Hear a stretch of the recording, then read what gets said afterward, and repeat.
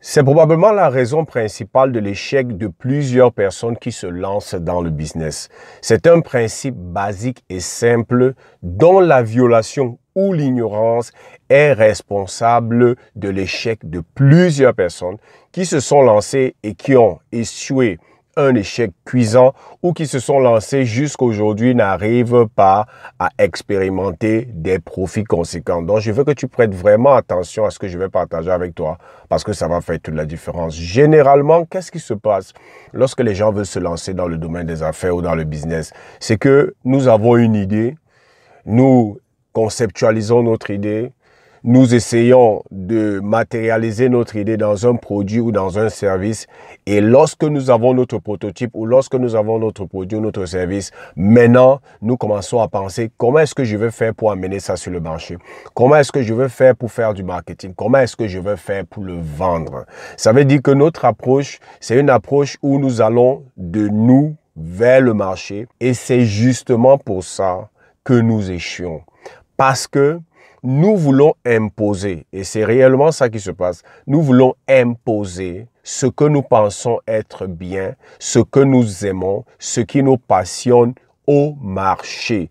Or, le business à la base n'est rien d'autre que une opportunité qu'une personne observe et remarque sur le marché et cette opportunité se matérialise comment? C'est un problème, c'est un besoin, c'est un désir que le marché a exprimé dans une demande, que cette personne qui a découvert l'opportunité décide de satisfaire ce besoin, résoudre ce problème. Ça veut dire qu'un entrepreneur n'est rien d'autre qu'un serviteur à la base. Et j'aime à dire lorsque je forme les gens que lorsque tu vas dans un restaurant, la première chose que le serveur fait, ce n'est pas de venir te poser un plat ou de te poser une liqueur ou de te poser un breuvage que tu commences à boire. La première chose qu'il te demande, c'est qu'est-ce que tu veux? Qu'est-ce que tu veux? Parce que c'est en fonction de ce que tu veux qu'il va te servir. Il ne peut pas te procurer satisfaction si à la base, il ne sait pas ce que tu veux. Mais très souvent, en voulant se lancer dans le business, nous, on oublie ce principe. Nous sommes au service du marché. Le marché n'est pas notre service. Et très souvent, ça vient du fait que beaucoup de personnes qui se lancent dans le business avec pour principale raison se faire de l'argent.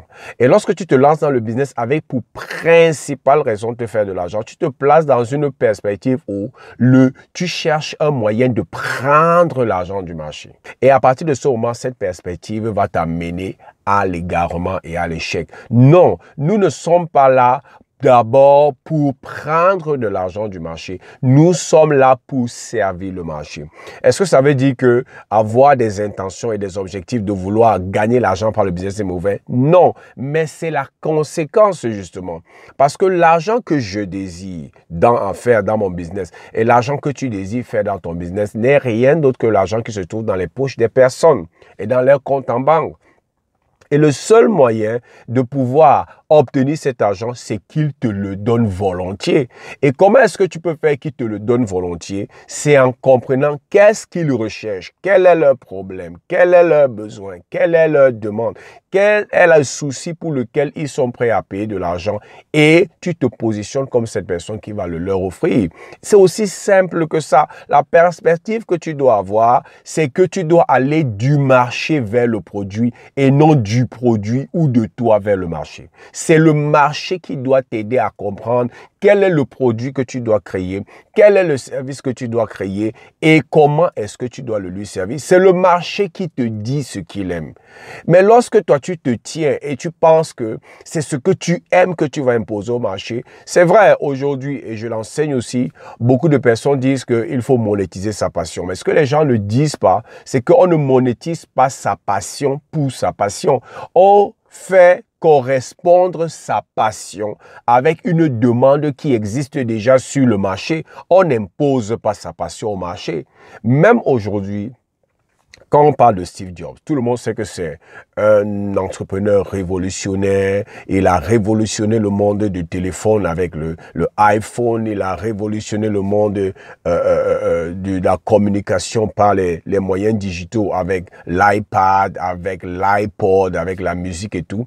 Mais ce que les gens ne savent pas, c'est que Steve Jobs n'est pas un disrupteur Du genre où il a une idée et il vient imposer sur le marché et ça marche. Parce que beaucoup de personnes, en se disant que je vais être comme Steve Jobs, pensent qu'il s'agit d'aller s'asseoir, de penser un produit et d'imposer un produit sur le marché. Non, les idées innovantes de Steve Jobs étaient rattachées au désir profond du marché. Les gens, par exemple, sur le marché, les gens recherchent tout ce qui leur donne un statut, une image d'une personne qui appartient à une certaine classe.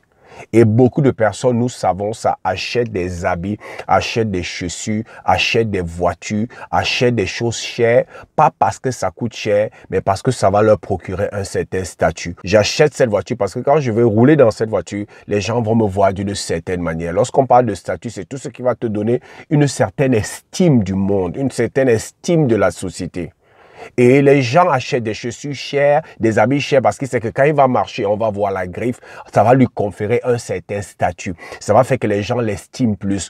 Et beaucoup de personnes ont une pauvre estime d'elles-mêmes, qu'elles dépendent de l'estime de la société pour pouvoir penser et croire qu'elles ont de la valeur. Ça, c'est la réalité. Et les experts du marketing ont compris ça. Donc, Steve Jobs savait que tout ce qui procure un certain statut aux gens a de la valeur à leurs yeux parce que le statut leur donne d'être estimé par la société. C'est pour ça qu'aujourd'hui, les gens achètent le iPhone à 2-3 millions alors que techniquement, le iPhone n'est pas forcément le meilleur téléphone. Mais parce que quand j'ai le iPhone, quand j'ai le iPad, quand j'ai mon MacBook Pro, à partir de ce moment, quand les gens voient la marque qui me confère un certain statut, on sait que j'appartiens à une certaine classe et ça me donne une certaine estime aux yeux de la société. C'est ça que les gens recherchent. C'est comme quand quelqu'un va acheter une chaussure de 500 000, de 1 million. Ce n'est pas parce que la chaussure est trop, c'est parce que c'est J.M. Weston, c'est parce que c'est telle marque, c'est Louis Vuitton.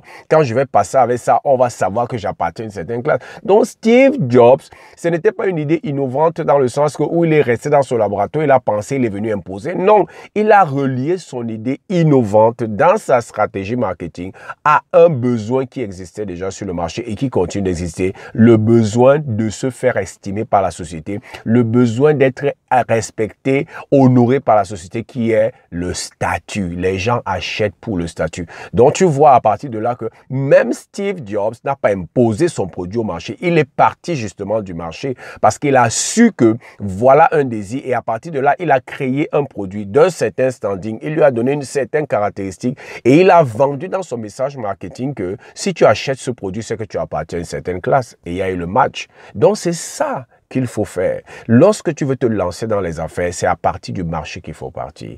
Il faut apprendre et développer les compétences pour étudier le marché. Il faut être un bon observateur. Il faut observer les comportements du marché. Il faut étudier la psychologie du marché. C'est une compétence que tu dois développer parce que cette compétence va t'ouvrir les yeux sur des opportunités inimaginables. Il ne s'agit pas pour toi d'imposer au marché ce que tu aimes. Il faut vendre au marché ce que le marché aime, ce que le marché cherche déjà.